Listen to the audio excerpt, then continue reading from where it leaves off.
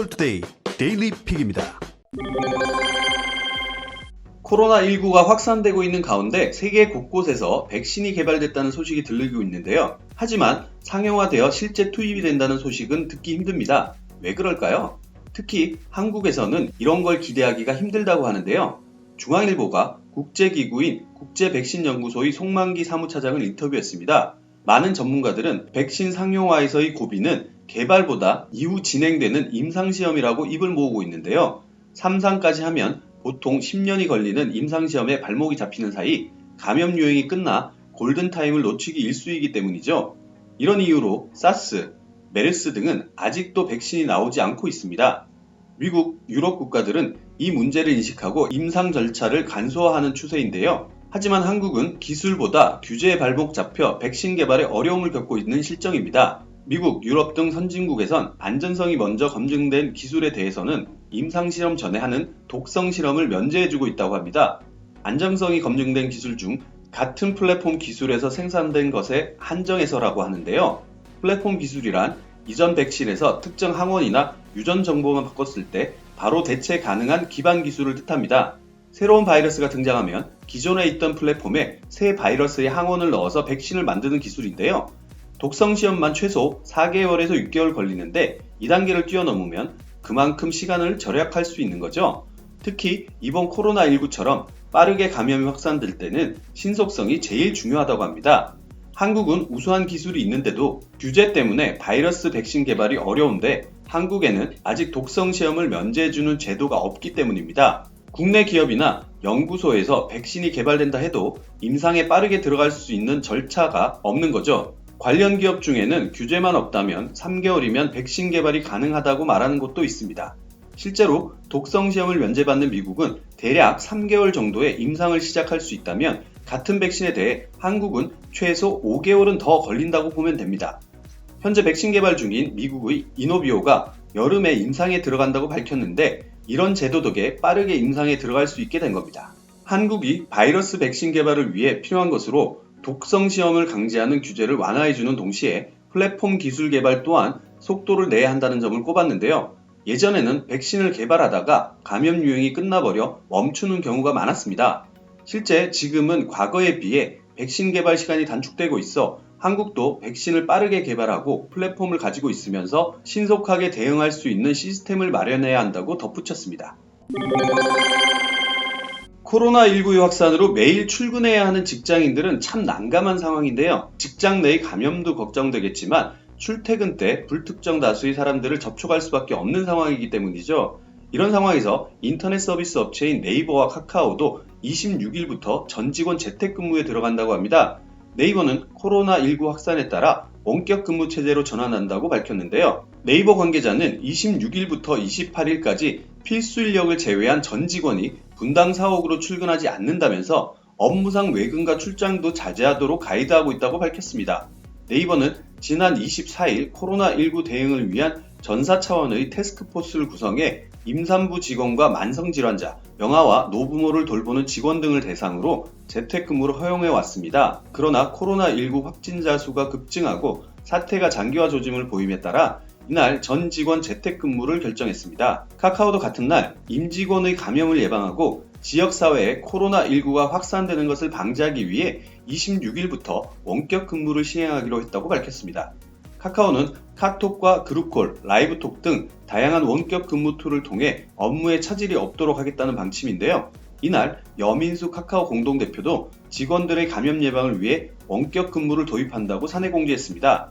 이 회사들 외에도 대부분의 IT 관련 회사들이 부분적으로 재택근무를 시행하고 있거나 전면적인 재택근무의 시행을 고려하고 있는 것으로 알려지고 있습니다.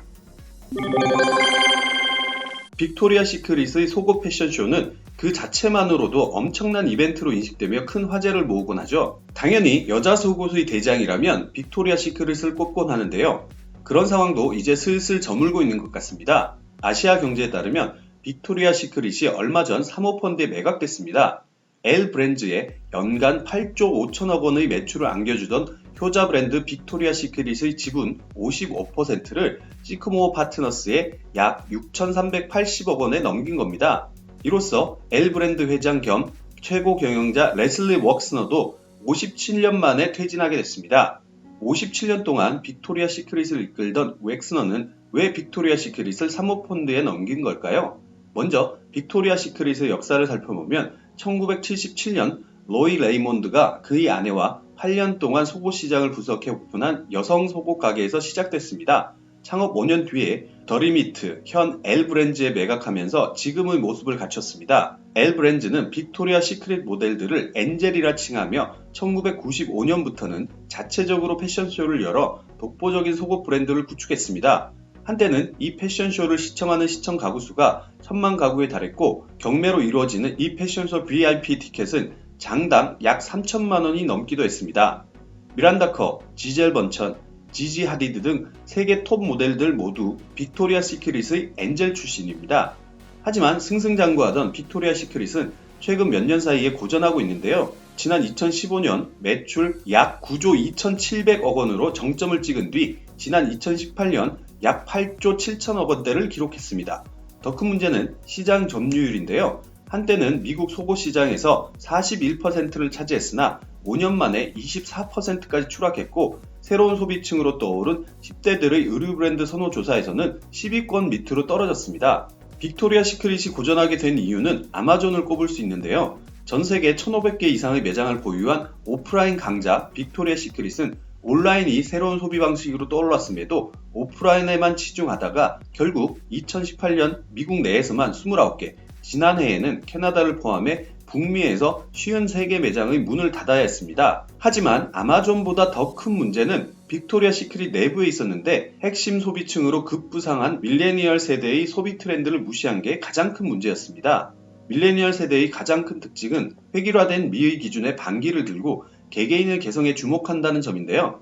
특히 페미니즘, LGBT, 즉 레즈비언, 게이, 양성애자, 성전환자 등이 화두로 떠오르면서 천편일률적으로 잘록한 허리와 긴 다리를 가진 여성 모델들만 고집하는 빅토리아 시크릿에 밀레니얼 세대들은 불편함을 느끼기 시작하는 것이죠. 게다가 엔젤들이 대거 등장하는 패션쇼도 문제였습니다.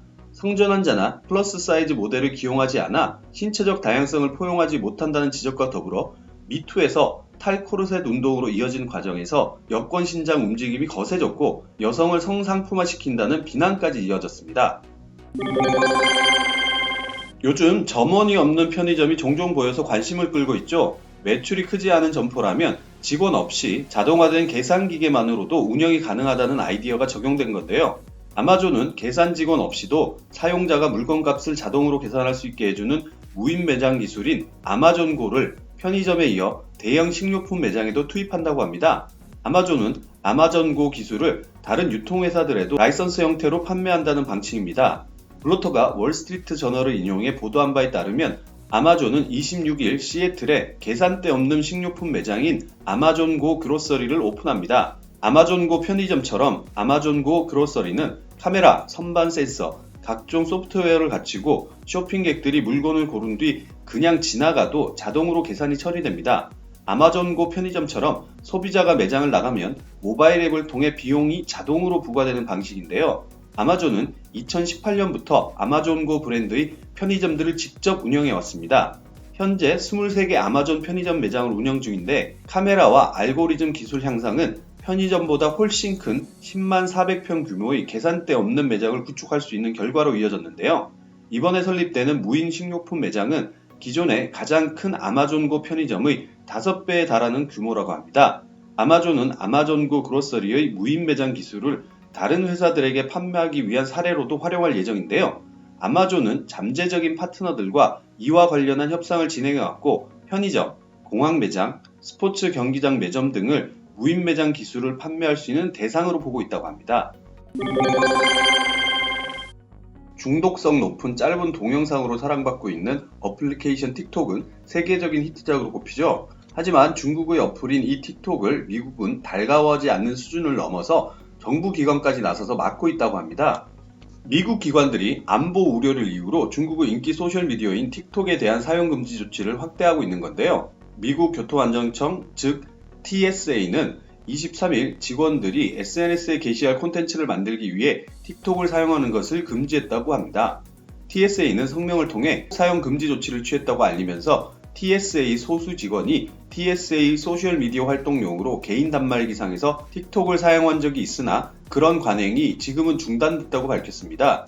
TSA의 이번 조치는 미국 민주당의 척 슈머 상원 원내대표가 데이비드 페스코케 TSA 행정관에게 편지를 보내 틱톡 사용에 따른 국가안보의 잠재적 문제에 대한 우려를 제기한 데 영향을 받은 것으로 보이는데요. 앞서 슈머 원내대표는 지난 22일자 편지에서 IP 주소, 위치 관련 정보, 메타데이터, 민감한 개인정보들을 포함한 이용자 데이터에 대한 틱톡의 수집, 처리에 대해 전문가들이 우려하고 있다고 지적했습니다. 슈머 원내대표는 또 국토안보부가 기관의 기기에서 틱톡의 사용을 금지한 사실도 상기시켰는데요. 미국 공군과 해안경비대도 최근 소속 장병들이 정부가 지급한 어떤 기기에서도 틱톡의 사용을 금지하는 조치를 취했습니다.